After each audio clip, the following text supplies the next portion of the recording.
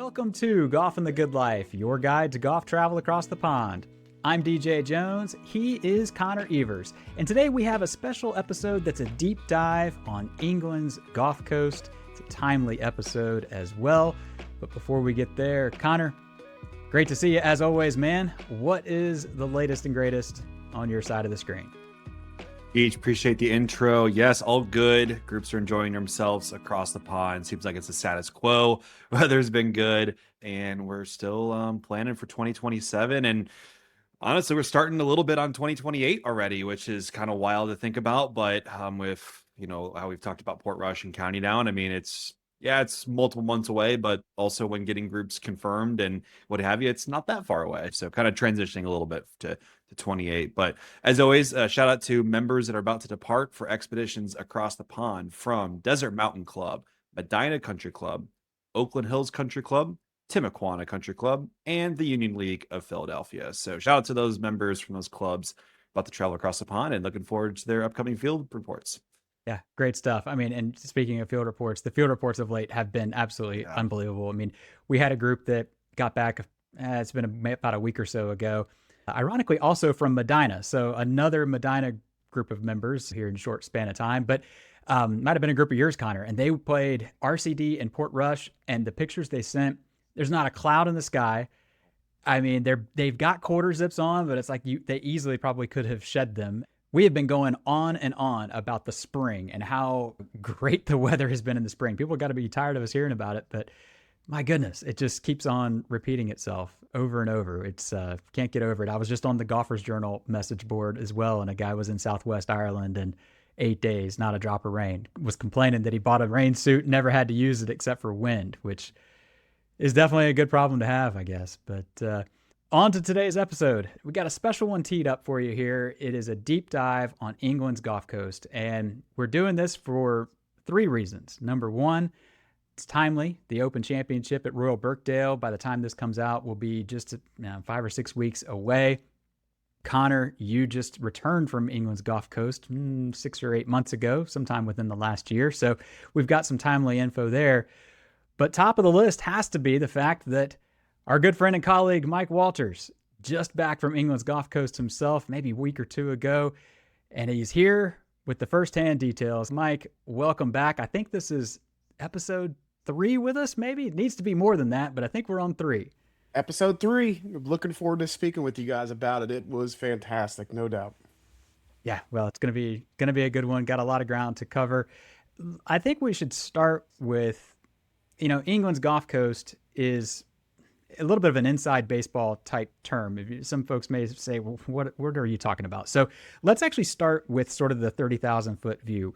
What and where is England's Gulf Coast? Where'd you go? England's Gulf Coast is in the northwest corner of England. It is roughly 4.5 hours from London. You fly into Manchester. Airport's usually the easiest to get started. You can also fly into Liverpool, but that seems to be more local flights. You're about 70 minutes from Southport from Manchester Airport. I believe we got from Liverpool to the airport in 50. And Chris was not, our colleague Chris was driving, and he was not setting any speed records. He was just doing his thing. And so we got there quite briskly. And so, a lot of times we talk about whether you do play rival day golf, whether you don't play rival day golf. The Gulf Coast is a Gulf Coast for a reason. It is pockmarked with awesome links, So, but yeah, it's in the northwest corner of England. And from the southern part of the Gulf Coast, where Liverpool is, up to Royal Lytham, it's about 90 minutes. And there are, what do you say, Connor, 10 to 12 worthy golf courses to play on any trip. The hard and fun part is putting them all together. Well, and 3 of those happen to host the Open Championship, which definitely, speaks for itself. But we often talk about how strong the bench is in this area as well. And we're going to cover sort of all of that from start to finish. But that's a good sort of lay of the land. So we're more or less talking Manchester, Liverpool area, the coast over there. And yeah, it's just one run of courses after the other. So let's just kind of I guess we'll start from the south-ish and work our way north-ish, again, starting with those three Royals. So we've got Royal Liverpool, Royal Birkdale, which hosts the Open this year, and Royal Lytham and St Annes, who you're repping today with the gear. I see you did a little damage in the pro shop, as one does.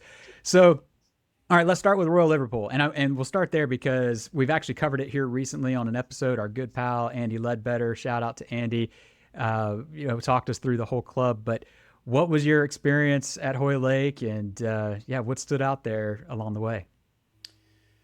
Where do you start? I'm going to start with Andy.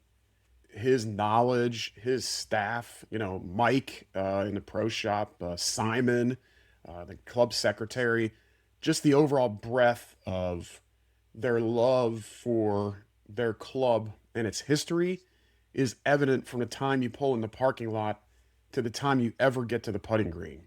It's a museum in and of itself, before you even get your shoes on to go warm up or to eat lunch or what have you. I mean, the entrance is gorgeous. With Connor, I know we did the coach entrance. That guy deserved a medal, by the way. Sean, our driver, how he got that thing in and out of there, it's impossible.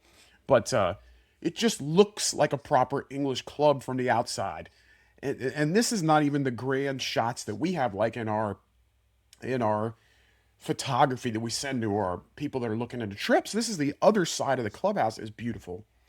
And then you go inside, and it's just, for anybody that loves the game like we do, and the group of people that I was with, we had rapt attention with everything he said, from the Bobby Jones painting to Tiger's wedge from the '06 Open, which I know Connor's probably got some stories he could add for that thing, but just everything about that just feels so much bigger when you walk in there. And our host for the week, England's Gulf Coast, Jeff Harris was our host, and he was quick to tell us, this is not a show for you guys. This is what they do all the time for your people.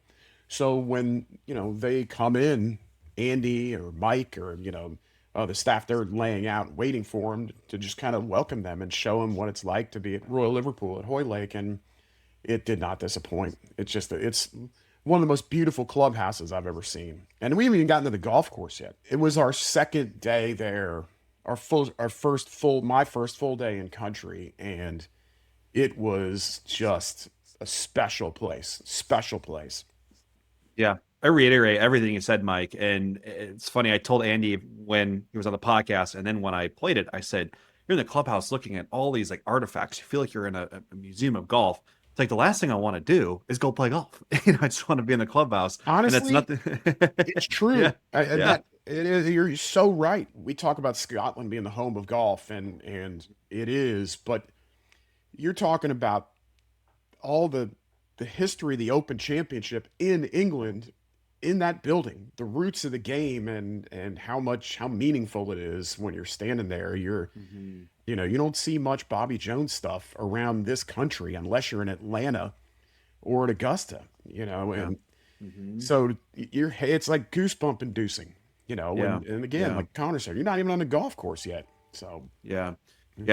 The links are great. I mean, it's really unique. I mean, a lot of people say, oh, Hoylake is just flat. Like it's just tee box, fairway, and green. And it couldn't be far from the truth. I mean, if you look at it from a 30,000 foot view or what have you, yes, it is fairly flat. But once you get on the golf course, there's so much subtle topography throughout the course where if you try to, run up your irons into the greens, I mean, there's so much runoff where you're down chipping or putting up to the greens.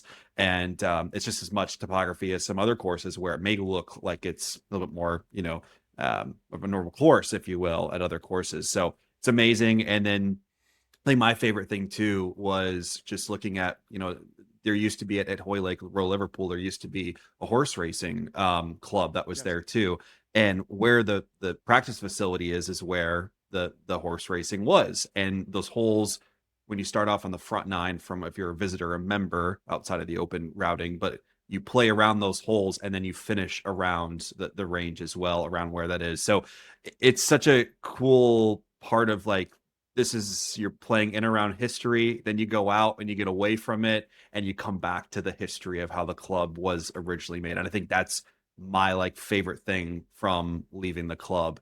You have the history in the clubhouse, but you do have little pockets of it if you really think about it while you're playing the links. I agree with that a lot. You know, and one thing I found so fair about, we'll get into this as we talk about the other Royals and the golf around here in the Gulf Coast, is how fair the courses are. Yep. How little, I want to say difficulty, because I played horribly at Hoy Lake because it was so difficult with the Yeah. wind, but the bunkering, the Oh yeah. gorse, it flows so naturally through those areas. And so, you know, a lot of people downplay how good the first, again, this isn't the open route, but from where we started on one, I think is number 3. Isn't that right, Connor? Yep. Yep. So those first 7 holes are really good golf holes, really good golf holes.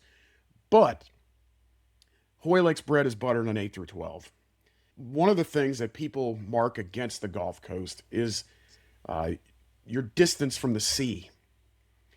You don't get a lot of great sea views, which is not always the case, you know. But here on the top of the golf course, when you look across the bay and see whales, let's go. I mean, let's Yeah. go. You know, and during certain tide issues, you can walk out to some of the local islands, you know, and the local Coast Guard gets a little bit annoyed because people don't listen to the tide schedules. They just go out and get stuck.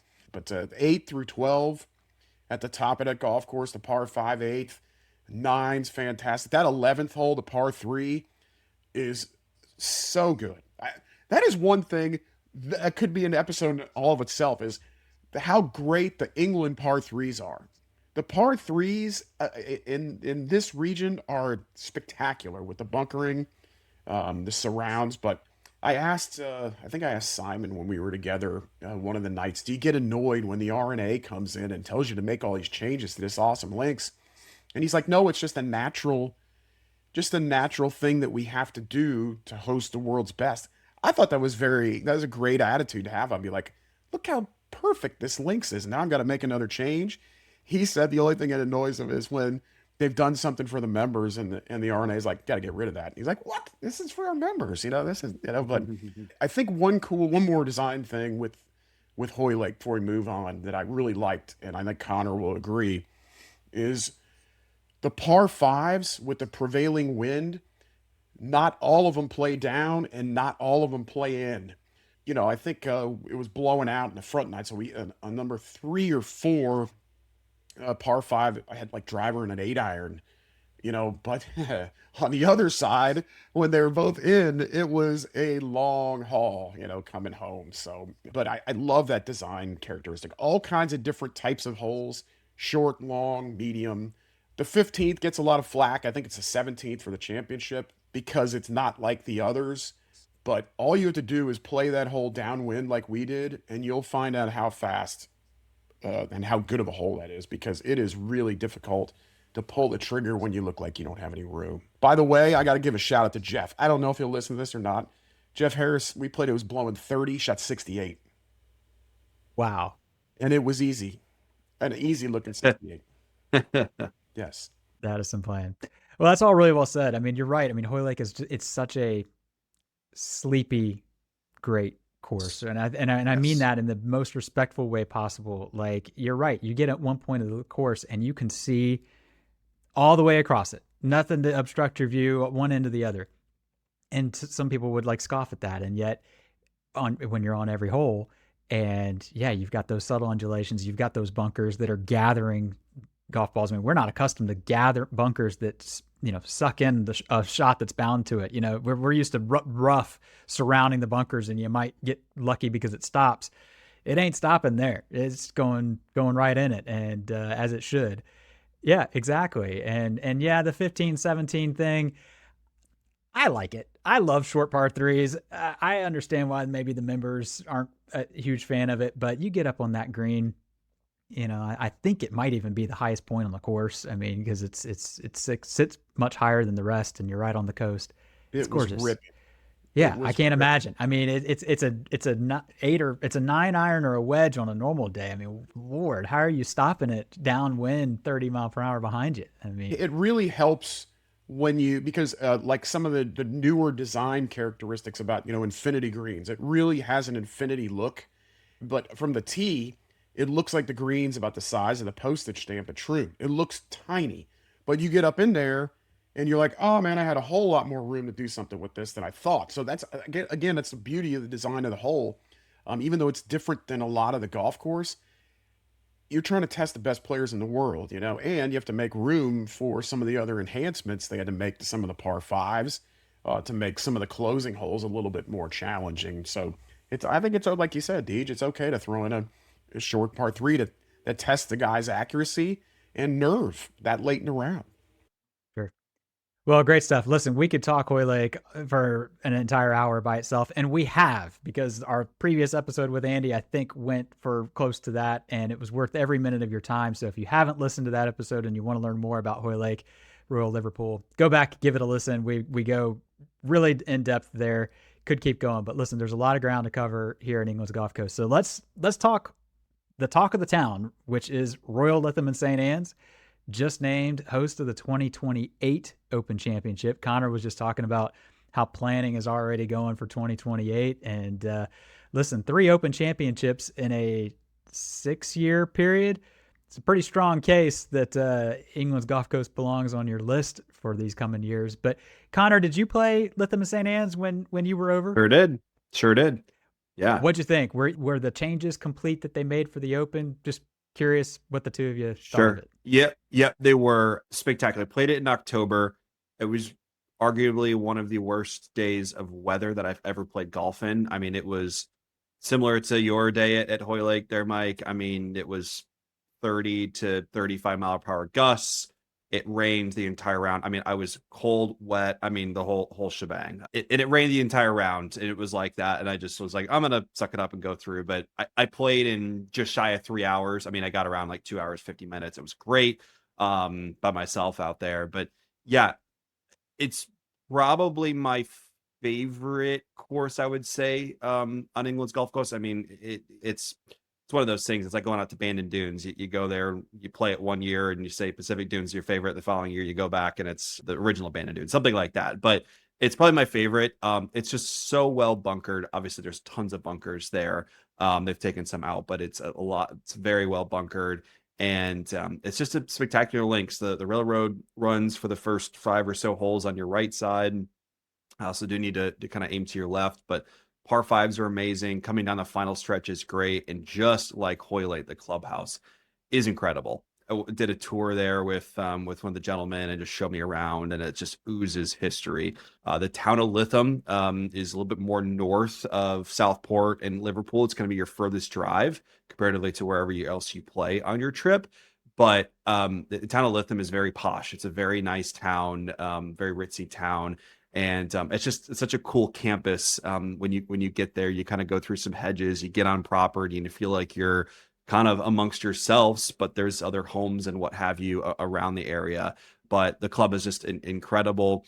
Golf shop's great. And then you've got the Dormy house there on property as well. So you can actually stay there on property. They have 16 bedrooms. A few of them you can twin. But if you're a group of 16 and you want to do like a buyout of that place, that would be awesome. You can stay on property. You get better visitor times, even on the weekends. So it's really neat. And between Chris, Mike, and I, we've talked about kind of starting a little bit more of that trend of having some groups stay there just because it's just a neat experience. Good food and beverage offerings at the club. Like I said, the town of Lytham is really nice. So yeah, the links there is just amazing, and it just oozes history. Super neat. Loved it. This is one of the places I wanted to temper my expectations and how excited I was to play it, because I know we had a long day ahead, and we'll talk about the second half of the long day. But part of me could not wait to get there, and it was everything I hoped it would be and more.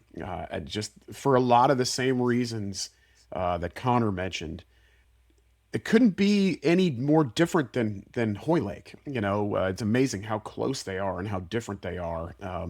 It reminds me in some ways of Muirfield, how it's surrounded by trees, and it's had just plopped in the middle of this plot. It's a fairly easy walk. It rolls, it pitches almost like the sea. It goes up, it goes down, it's got some of the prettiest little green complexes, and contains, especially the opening nine's got a couple of the toughest par fours you'll play. That third hole, It was so good. Such a great par four.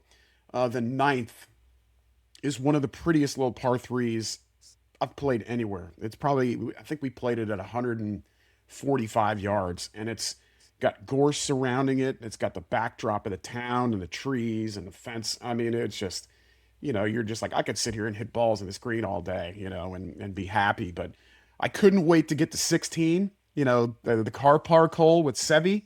And it lived up to everything that I hoped it would, because you're looking over there going, hey, it's Sevi's hole, this in 79, and they were even talking about it when he won there in 88. That's the other cool thing about these Royals, about these open venues, is how much they love their champions and how much tribute there is to their champions. And there's a ton of stuff about Sevi in the clubhouse there, and which is just fantastic. But we got it on a day. It was 74 degrees and not a breath of wind. It was perfection. It was just a beautiful walk with two good buddies playing an awesome golf course. And I have to say, I'm calling out Jane by name. She was at the turn. Their turn house is number 11, 11 green, 12 tee. And Miss Jane, her sausage rolls were the best on the trip.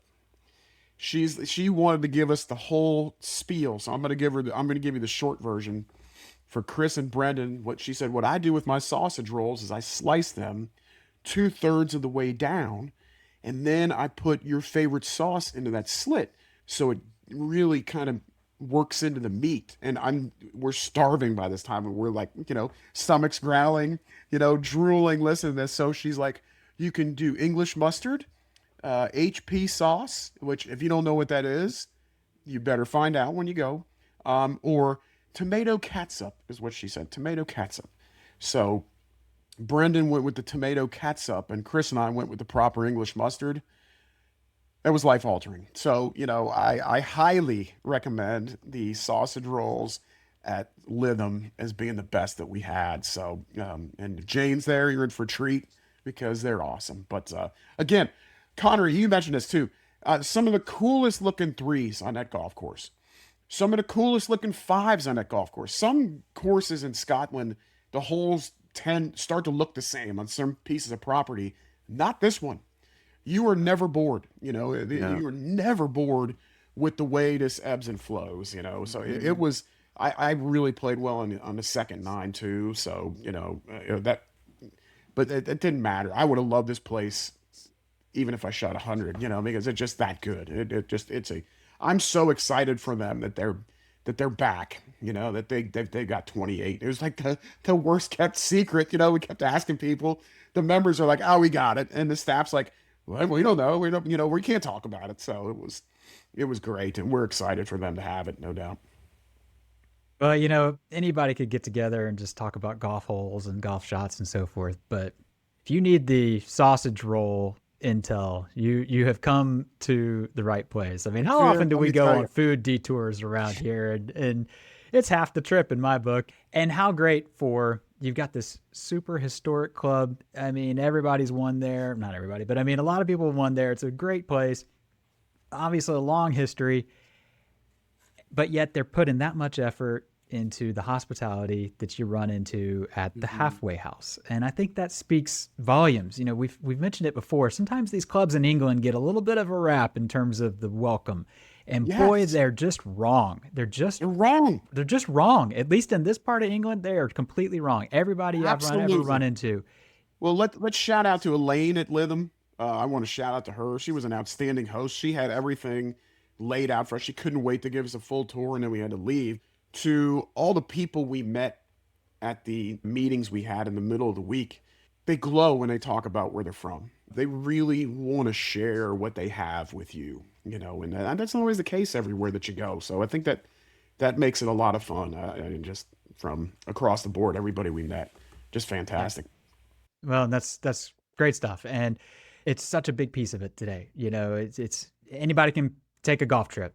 It's the experience. It's the people. We say it over and over again, and it's great to hear you kind of reiterating it. So, All right, we talked about crowning some great champions, and man, this corner of the country and of the world has crowned some greats. I mean, I'm thinking we got Tiger in '06, we got Rory in 2014 at Hoy Lake, we got Seve twice at Lytham, we got Arnie at Birkdale, we got Jordan at Birkdale, and in just a few weeks, we're gonna have somebody else at Birkdale. So we got to talk Birkdale, and before we get there, I also got to shout out our friend Chris McCon. He was there with you. I failed to mention it at the front of the episode, so we're gonna give a shout out to Chris when he listens. We know he's there in spirit. So talk us through Birkdale, man. Playing it leading up to the Open Championship had to be special. Again, you want to temper your expectations. I've only seen it on TV. I've only known it by reputation. You guys know how much I love Jordan Spieth. He drives me insane, kind of like my own game. It's probably why I love him so much. You see the signage all over, all surrounding Southport for, open registration or open this, open that. And, the weather was so great. People are going to the beach. This is April, and people are going to the beach around Southport. It's great. But so you're driving into town, and there's like 3 entrances to Birkdale right now. And most of them are construction because they're getting ready for what is about to descend on them. So it doesn't do justice to how grand it is to come on property, because you see the famous clubhouse. And so getting in there was a little bit of a challenge.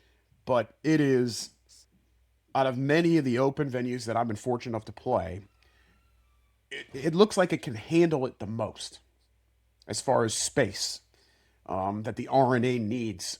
And it looks like it has space to expand even more. They have so many native areas that I think the RNA, to their benefit, is really keen on the club keeping because it's such a beautiful piece of land.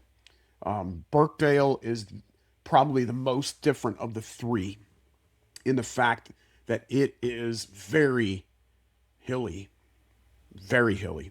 It is a tough walk. It is not a good 36-hole day to walk, but we did it. That's what we do, But it's up and down the dunes, and it affords you some of the most beautiful views of not only the links but of Southport. You get to see a little bit of the water, but not much there. It's more of the property itself, and the property is special. It is special. Ben was quick to tell us, if you remember much about Jordan's victory, you won't remember much of it when you see the place because so much of it is different.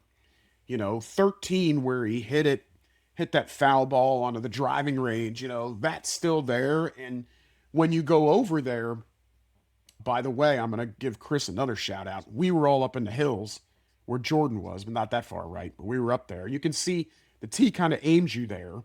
So you really have to pay attention on how to keep it out of there. And he striped one down the middle, but 14, where the par 3 where he stiffed one to kind of get the momentum back after making that amazing bogey, is not there anymore.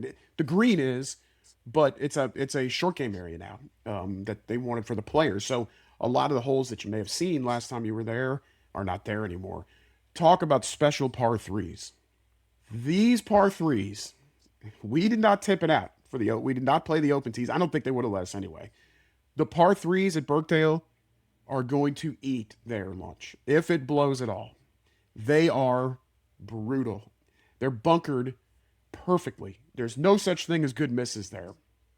You have to take it on, and you have to hit the shot required.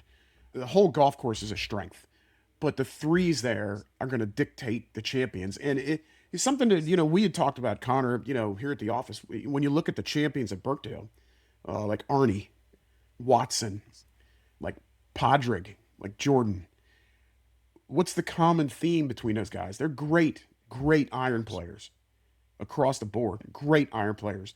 That's what it's going to take. But you can drive it a little bit astray, a little bit, not much, but you can get away with some things. I got away with some things. But you better be hitting your irons well, because if you are not, we've already talked about the bunkering, but it was just perfectly manicured and conditioned. There's not a bad hole in the golf course. I try and, when I'm ranking my favorites, I try and rank them by remembering all the holes and it's one that I can remember my walk around, and that walk up 18 with the stands going up might have been the coolest thing I've ever gotten to do. It's the closest that you'll ever come to playing in the open. So when I sent that video to you guys, I'm like, you guys got to see this. This is just way too cool. So we played it as a 5. For the members, they play 18 as a 5. But for the open, it'll be a 4. So talk a little about the changes. There's a new par 3, right? 15, yes. I think it is. Yes. What'd you think? How does it blend with the rest? Anything else new that somebody needs to know about before the open if they've been before? Yeah. If you would have told me that they made changes, I never would have known. That if they're like everything's the same, I would have bought it. Everything looks in place. There was one hole, I think it was a little bit slow to come in on the front nine. It was a shorter par 4. Sorry, I'm looking at my card, cheating. Number 3 was a little bit, not that it didn't look great, but it was a little bit newer looking of a hole. But 15 is, like I've mentioned just before, it's another one of those par 3s that if you do not hit the green, it's all you can handle to get it up and down. So it just fits perfectly. It's bunkered the same. The way the green cants, the whole location was back left, tucked around the bunkers. And it's like, if you want to take it on like Ben did, he hit the high shot shape required. If you want to bail out, you bail out like Chris did. He hit it in the middle of the green. The ball released towards the flagstick, but he had like 15, 20 feet. He almost made birdie.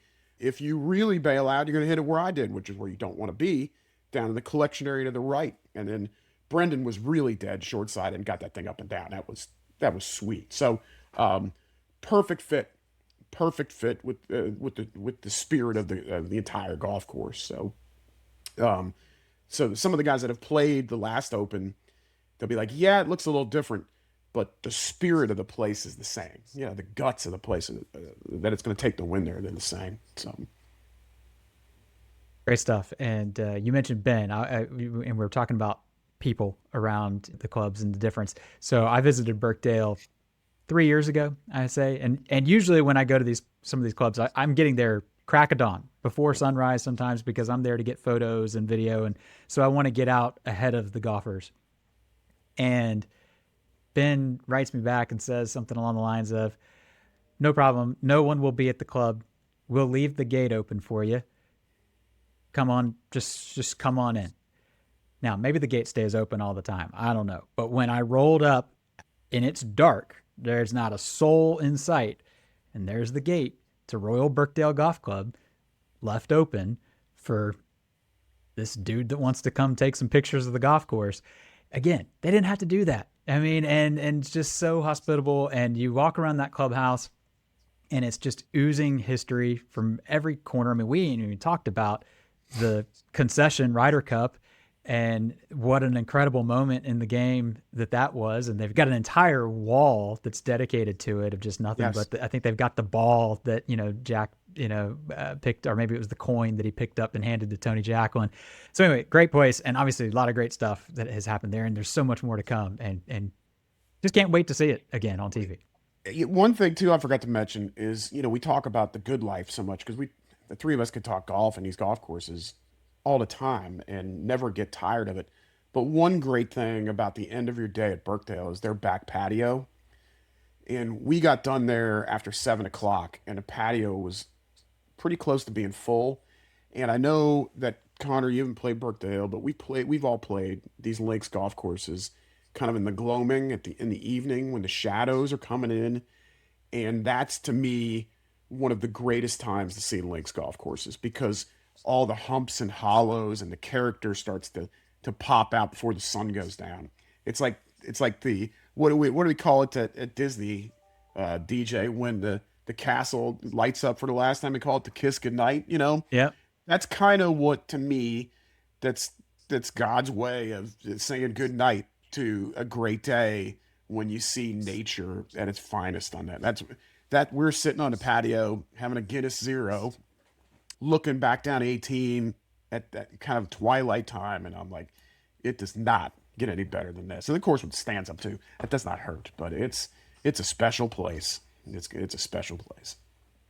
I'm glad you mentioned that. The patio should not be missed. I mean, how many Mm-mm. times have we talked about it? If you go to these clubs and you play the course and you get right back on the coach and leave, you've missed you've missed it. You gotta spend some extra time, sit on that patio, have a pint or just a coffee or whatever it might be, and yeah, don't miss it. But man, what a way to cap an unbelievable day. I mean, Lytham St Annes and Birkdale, 36. That's a tough ask, but you did it. And that back nine I was really struggling coming down the stretch, but I did have a 10-footer for eagle on the last hole and missed it. So I think we all walked off with birdie. So that was a fun way to end. There you go. All right, so the three Royals obviously capture a lot of attention in this area. And I mean, understandably so. I mean, they've hosted 30 something open championships, I think it is. But the bench, the supporting cast, I hate to use the phrase second tier because that gets tossed around, but man, this is really where England's Golf Coast earns its keep, I think. Connor, I'm going to lean on you. So, where did you get when we're talking, outside of the three Royals? Mhm. Which one would you, if you went back to play today, which one would you go to first? Good question. Either Hillside or Southport and Ainsdale. And also mention this, a lot of folks that are maybe box checkers that see the rankings and they are like, hey, I just want to do a trip for 4 nights and just play the three Royals. Well, you're doing a complete disservice to the area because yeah, those are the courses you want to play. And we wouldn't plan an expedition to this area without the three Royals, but the other areas and other courses are spectacular and you want to add those to it. But those 2 courses are great. I mean, there's so many in the area and it's just littered with golf. And I think it came to fruition for me. I was playing Southport and Ainsdale. I teed off at around 2 or so p.m. I was up by myself and I'm on the 17th hole. And it's the par 5 there right across and the railroads to your right. And I tee off, I'm like, wait, that's another course. And I go on my Google Maps and I'm like, oh my goodness, that's Hillside. Oh, that's also Birkdale. And you can see both courses are right there. When you're playing Birkdale, you can see a little bit of the features of you can see Hillside from Birkdale and vice versa. But again, from right across the tracks there, you've got SNA. And it's just neat how it's just all littered with links golf. And it goes back to why people say it's England's Gulf Coast. But both Southport and Ainsdale and Hillside, I guess to answer your question, DJ, is where I'd go back. I really liked SNA a lot. Of course, the Ryder Cup history there starts with the par 3, so very interesting, just like Royal Lytham and St Annes does. It's just a fun track, and it's one of those where when I played all these courses, taking the Royals outside of the conversation, like would this course feel weird if it was in the middle of the Royals, like if there was a routing perspective where you needed to play Lytham one day and then Birkdale and then Southport and Ainsdale and somewhere else. Like that was kind of how I was valuing them. And honestly, no, none of them would feel off or different. Maybe some other areas throughout maybe Scotland and Ireland, something like this situation would, but just wouldn't. I think that just goes back to the testimony of how awesome this area is. But really cool holes at Southport and Ainsdale. Hillside is so much fun. We talked about it too, that the front 9 is a little bit more subtle. The back 9 is you kind of play throughout the dunes. The 11th hole, the par 5, is one of the best par 5s overseas. It is so good. Thank Mike, you. you said it. Yeah, you sent us a picture and I'm like, yeah, it's super good. I mean, you kind of tee off uphill, you hit down to the fairway and the green kind of settles, goes up. Your second shot or third shot goes up to the screen. Green's very small and there's a bunch of runoff and it's just a spectacular golf hole. And back to your patio statement there. I mean, Mike, we could do a whole rankings of the best patios at these clubs because every single one has them. Strong. Yeah, it is. I mean, it's just there's people outside hanging out with pints or coffee in the morning. I mean, there was a member there at Hillside that brought me over and we went through the yardage book. He told me what to hit. And it's just super hospitable. And, he bought my coffee. I'm like, you don't have to do that. I mean, the membership is just, they're awesome. And I'm not even talking about the Royals. I mean, some of the other clubs, they're just so passionate about their clubs, just like how the Irish are, just how the Scots are. And yeah, it's love both of those. I guess it's my answer your question in a longer form, Deej. Okay, Mike. So among this supporting cast, where all did you get? Walk us through besides the three Royals where you just were? We started Monday. I got in pretty early and got transferred over to West Lancashire, which the locals call West Lancs. And Connor and I had watched a Friday golf video of it before going over. And you want to get fired up to go see a place, watch you one of those from those guys. Because like Connor said, when we're building these trips, something has to go first, something has to go last. Where would you put West Lancs on the trip? You could put it anywhere. You could put it anywhere. I would play there again in 5 seconds. Talking about ones you would go join, that would be on my list. I would play West Lancs every day and be happy. It starts with the staff. Everybody was so friendly. I was the first one there out of anyone in the group. When the gent who was running the normal starter was out sick, and he's like, Michael, what would you like to do today? And I'm like, what can I do today? And he's like, you can do anything you want. You can go hit balls, you can chip and putt, you can get some coffee. And so I chipped and putted and felt like a member until everybody arrived. And it's one of the more enjoyable walks. You do get some water views there, a little more than some of the other ones. A great mix of holes, short, long, fun. You can get it going if it's not windy. And if you're keeping it where you're supposed to, keep it out of the bunkers. I did that for 9 holes, and then the second 9, I did not do that. But it is one of the cool design features of that. I'm going to call it a quote-unquote little golf course. By no means does that mean it's easy. They all have push-up greens. And so you know what that means, gents. If it's windy, good luck. Because you're going to go find the areas you do not want. So it tests your accuracy. It tests your flight and how you flight your golf ball. It's a fascinating place. You can blast away if you want to, but it's not always the best play. It really makes you think. So I thoroughly enjoyed that. That was day 1. We played Hoylake on day 2. Day 3, we played Southport and Ainsdale, which Connor mentioned that I thoroughly enjoyed SNA. We got it on another tough day. It was blowing 30. One of the interesting things about SNA is that it seems like the prevailing wind is always across on the harder holes. So, people get all bent out of shape about playing into the wind. Into the wind is easy unless it's blowing like 40 because you know what the ball is going to do. It's not going to go as far. When it's blowing across, good luck. It's like, do I ride it? Do you work it into it? Especially overseas, I highly recommend you riding it. Unless you're Tom Watson, one of the greatest iron players of all time, you better be riding it because it's just so difficult to work the ball into those heavy winds, But I think one of the cool things about SNA that Connor will agree with too, it was my first introduction really to heather outside of like Carnoustie. I've seen plenty of gorse in my times over there, but the mix of all of it and the links running into the pines, that was one of my favorite parts of the Gulf Coast. I just, because you're going to get to my favorites here in a minute. I love that look. I love the firm fairways, the pitch and roll, the gorse, the heather, the pines, the bunkering. SNA is very good. We went to Hillside on day 4. I love that place. Chris Williams was our host there. Chris is fantastic, gent. Just made you feel at home from the time you stepped in to the time you left. A lot of people downplay how good the front 9 is. I like how Connor said it. I like how he said it better. It's subtle. He's right. Subtle does not mean bad. Just like long does not mean hard. That kind of thing. It's just a little bit more hidden to your eye. It makes you think. It kind of, before blasting away, gives you pause. The second 9's spectacular.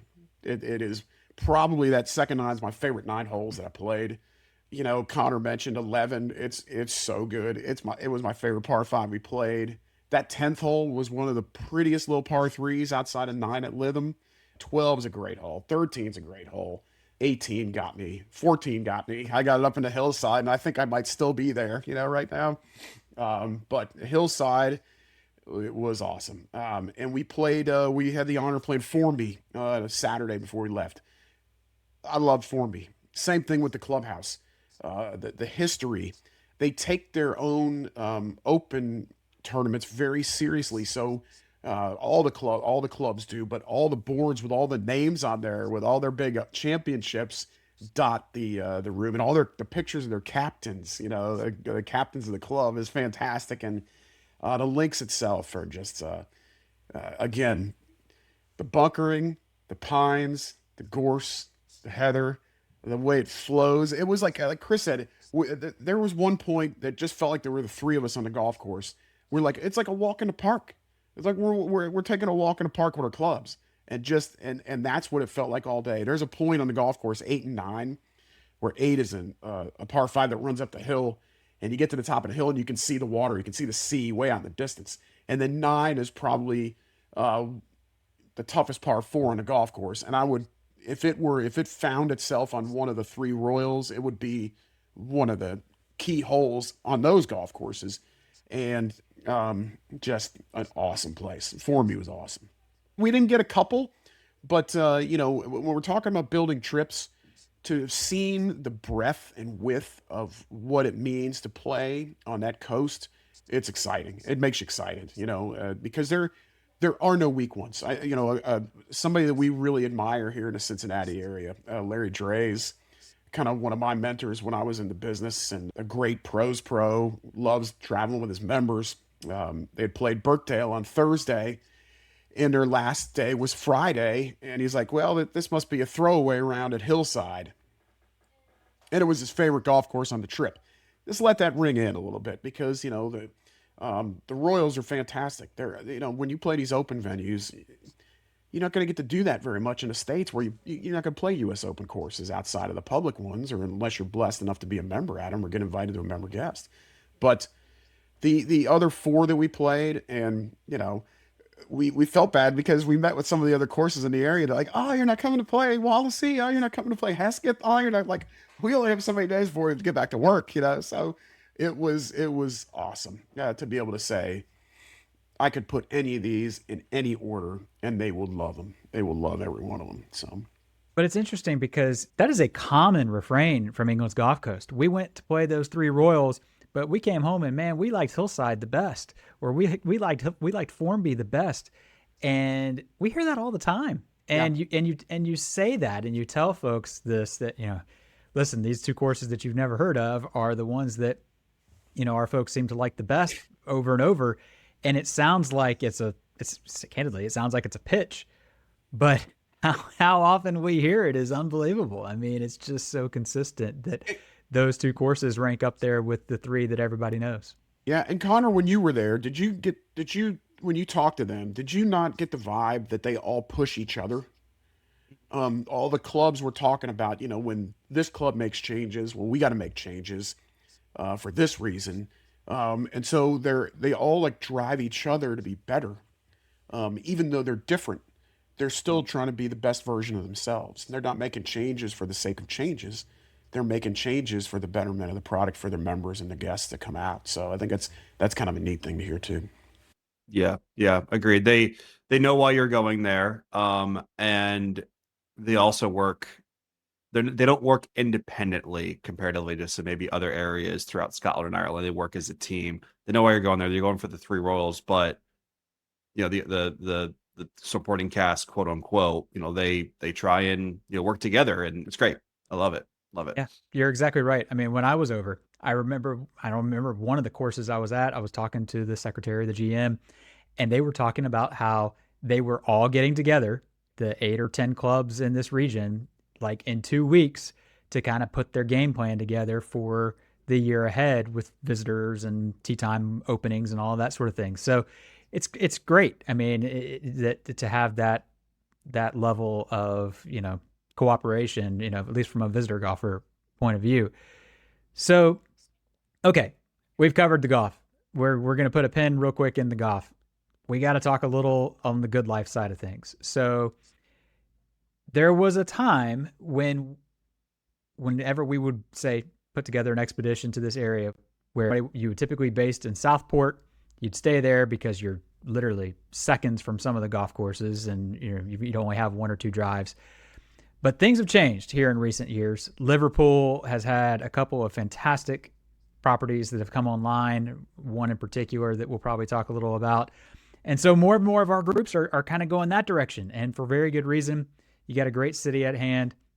That's what you did, I think, for a fair portion, Mike, and maybe actually I know you as well, Connor. So let's talk Liverpool, talk maybe a little about Southport. Fill us in on the good life.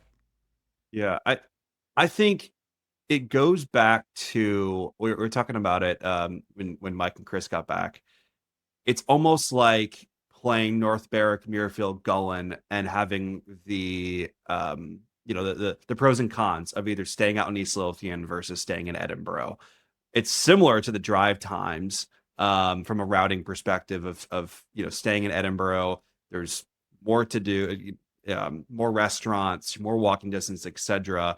But you have that little bit of a longer drive. Whereas if you would stay in Southport, I mean, Birkdale's what, 5 minutes from the Vincent Hotel in Southport, and a few others that are in that area. I was just talking about, you've got SNA and Hillside and Formby, and all those are right there. So I mean, you're talking 5 to 10 minute drive times. We've talked about it before in the podcast, but you have the driver hour restrictions, and if you do stay in Southport, that is an advantage where you can stay at the clubs and really take in, the history a little bit more from that perspective. Or a lot of these clubs now have lunches, the kind of a la carte, like Hoylake and Birkdale do too. So just little nuances when it comes to where you stay. But yeah, it definitely has changed a little bit. I mean, when I was there too, I mean, a lot of the locals were like, oh my gosh, the last half decade, there's been so much, good that's happened with Liverpool. Even the airport, there's a lot more different routes. I mean, they're going more to, they're marketing it that says Liverpool to New York City in the airport. Well, yes, but you have to connect in Dublin on Aer Lingus, but it's just one stop. It's kind of funny how they did that, but nonetheless, you can get there on if you live in New York, with one stop in Dublin. So they're making good strides in that city. I believe in the past it hasn't been the best area, but the new hotels that are kind of up there is Hope Street Hotel and Municipal Hotel, and Mike and Chris stayed there, and I stayed there in October, and we both agreed these are both really solid properties. They're all walking distance to pubs and restaurants in the evening. The good life is really solid there. Fantastic restaurants. There's a good culture. A couple football clubs in town too that you can take advantage of. So it is a little bit further of a drive, especially if you go up to Royal Lytham St Annes. I mean, you could be talking an hour and a half with traffic, and being maybe on a bigger coach as well, but.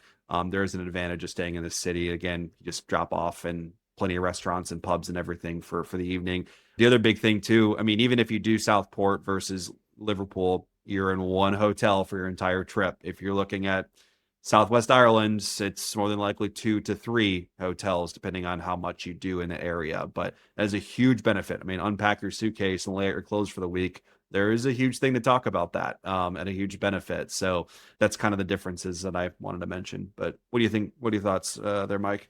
Yeah, I think you hit a lot of the main points. I think when you start to do a little bit of a deeper dive between the two hotels in Liverpool, the municipal is spectacular. It used to be a municipal building, so it's a little bit different of a flow when you're inside the hotel. But from the time you walk through the lobby into the palm court there, into the main breakfast area and the bar, you're like, this place is unbelievable.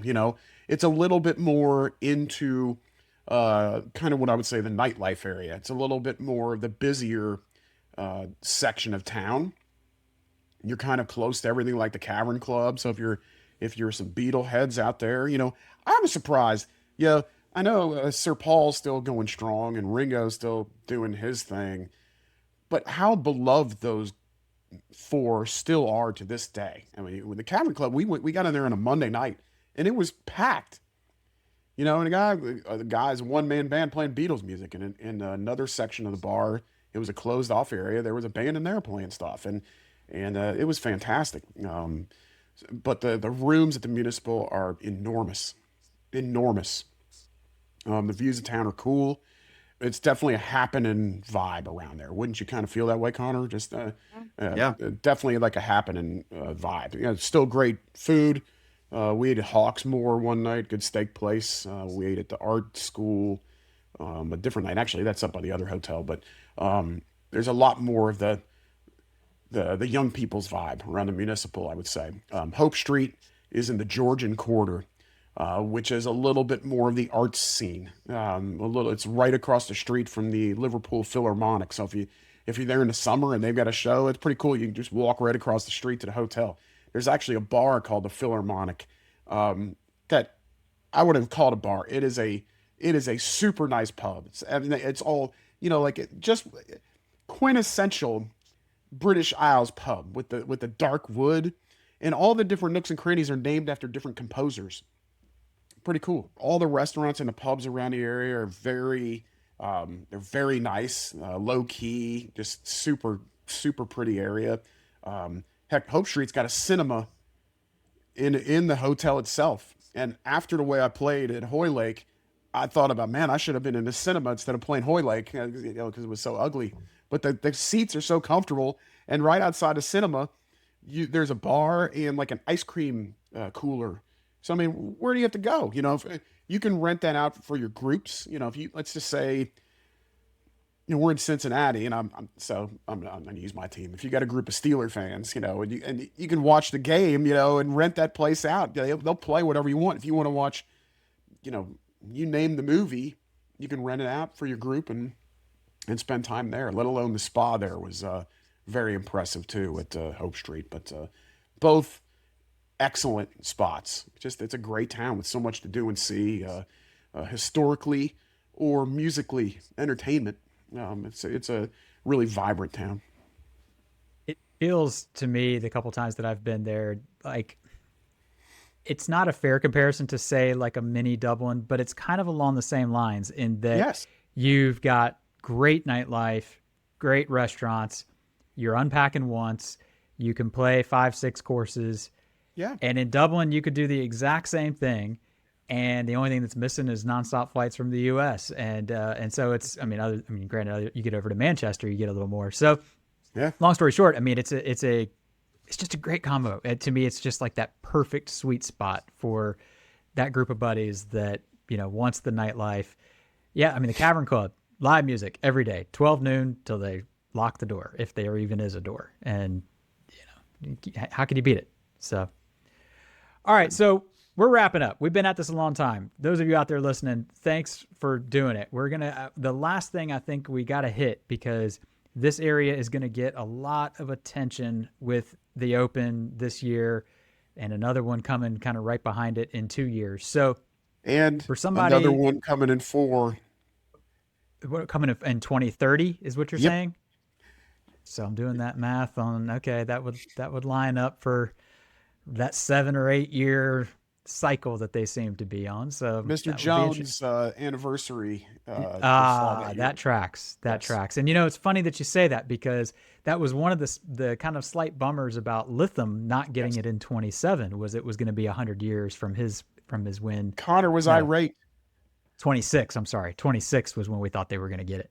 Connor was all irate. Yeah, it was teed up perfect. Yeah. But okay, so for somebody that's inspired, okay, we want to go to England's Gulf Coast. We're not going to make it our 5th trip like everybody. It's our 2nd trip. Let's knock it out. What's the planning window? Tee times. We talk so much about planning in advance and how far you have to. How does that apply here? What's the time frame? When does somebody need to get going for, say, 27 or 28? Well, if you're in a year where the Open is there, because it sounds like it's happening a lot in the past and coming up in the future, you can still play it. Every year when there is an Open and you're able to play it, the R&A closes the course for give or take 4 to 5-ish weeks. So even in this area, if you're listening to this right now, and you want to go this year, there is still some availability at these clubs. You can actually put a trip together in kind of later fall, that time frame. So it depends. 8 to 12 months out, depending on when you're looking at. The nice thing is a lot of the clubs do have their tee time, reservations and diaries on the website. Not every one of them, not all the royal courses, and some that are the non-royal courses do as well. So the nice thing from that is you can look at it online as well. So that's kind of my suggestion on that. It varies again if it's an Open year or not, but even if there is, you can still book the trip. Again, it's one of those areas that we talked about. It's not everyone's first or second trip, as it should be, because of just the area. But there is still good availability. A lot of the clubs, you can also play them Monday through Sunday, and there's just limited sometimes times on the weekends, but you can still play them a lot of times during the week too. So Yeah, I think one of our big themes when we were over was that we were tired of England being choice number three, and yeah, sometimes choice number 4 or 5. And I don't know why that is for people in the States. Maybe it's something that DJ kind of alluded to with welcoming and that sort of thing. These people are fantastic people.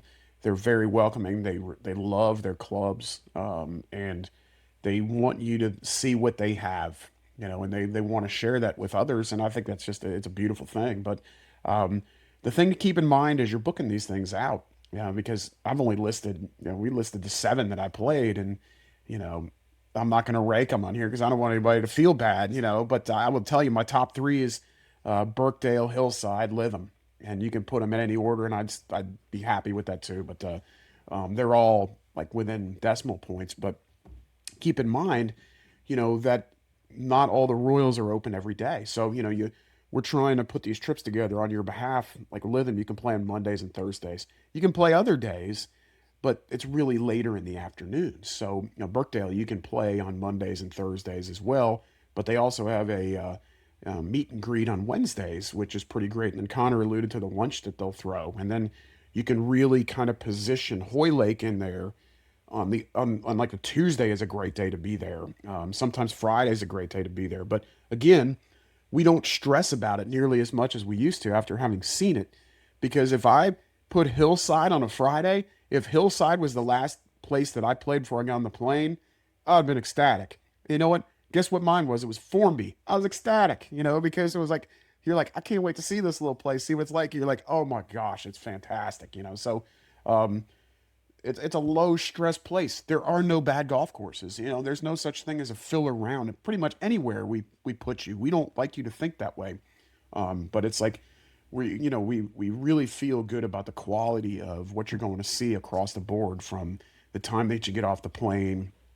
It's a home run spot. I think that's a great way to put it. Home run spot. I think that's exactly where we should leave it. So if it's 5th or 6th on your list of destinations, it needs to be higher. I mean, we've said it so many times. It just needs to be higher because for all the reasons that you guys have laid out here today. So, well, listen, Mike, we got to give you a big time thank you, man. You invested a lot of time with us here today. You brought a ton of great info back, and we appreciate it. And we won't be so long between this and the next one. So it's awesome. Thanks, guys. Our pleasure. So listen, for those of you listening out there, thank you as always for tuning in. As usual, we'll put some guides into the show notes. I just completed a revamp of our complete guide to England's Gulf Coast. It's got a lot of information. Today's podcast is probably going to add some more to it. If you have any questions or field reports to share from your recent trip, send us an email, golf@haversham.com. DM us on social media there as well. We'll be back again soon with another episode. But until then, we wish you plenty of golf at its finest and life at its best.